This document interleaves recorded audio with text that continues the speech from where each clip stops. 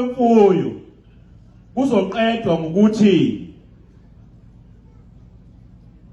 sibheke ukuthi le mfuyo idayiselwa bani, bese silandelela nalabo shisa inyama sebandile namabhusha asandile ukuthi le nyama idayisayo eshibhe kangaka ayithathaphi.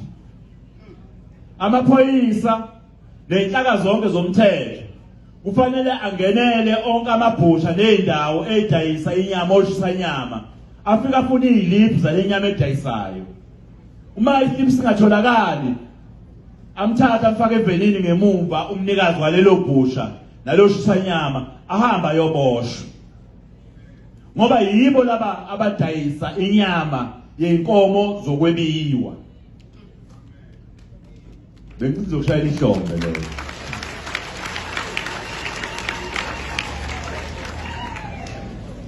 Fanele uhulumeni uqinise imikhankaso yokuhlola indawo lezi edayisa inyama ukuthi ngisho emholweni uyawuthola abantu bephebeza nje ngehlahla. Fanele uyifikele eqathatha udwe mama ngicela isliphu. Maye ngasikhipha isliphu umfake emumva evenini nenyama yakhe uyophendula phambili enkantolo.